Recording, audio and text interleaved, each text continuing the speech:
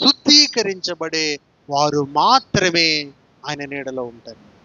మొదటి విషయం నేను జ్ఞాపకం చేస్తాను. దేవుని సంబంధులు మాత్రమే ఆయన నీడలో ఉంటారు. ఆయన నీడలో ఉండే వాళ్ళట జ్యేష్ఠ సంఘములో చేరి ఎత్తబడే వారిగా ఉంటారు. హల్లెలూయా. సంఘం ఉంది లోకములో, స్థానిక సంఘం ఉంది, సార్వత్రిక సంఘం ఉంది. మనము ఎత్తబడే సంఘములో, అది జ్యేష్ఠ సంఘము అని పిలువబడుతుంది. ఎత్తబడే జ్యేష్ఠ సంఘములో ఎవరైతే ఉండాలని సిద్ధపడతారో వారు దేవుని సంబంధులు.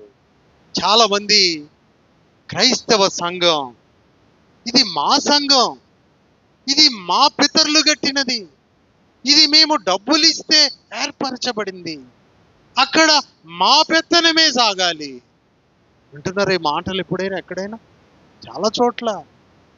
కానీ మనము దేవుని సంబంధుల, దేవుని సంబంధులు స్థానిక సంఘము పట్ల శ్రద్ధ కలిగి ఉండరు.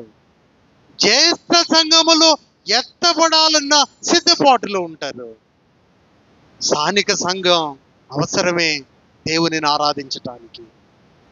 దేవుని యందు భయభక్తులు కలిగి ఉండటం ఎలానో నేర్చుకోవడానికి స్థానిక సంఘము అవసరం, కానీ కొట్టుకోవడానికి కాదు, తిట్టుకోవడానికి కాదు, పోలీస్ స్టేషన్లకు వెళ్ళి కేసులు పెట్టడానికి కాదు. ఆ కేసులు పెట్టిన పిదప చాలా మందిరాలు నేడు తాళాలను వేసి మూతపడిపోతున్నాయి. కానీ వాక్యములో షూలమితి అంటది, నీ జతకాండ్ల మందల యొద్ద నేను ఎంతకాలం ఉండాలి?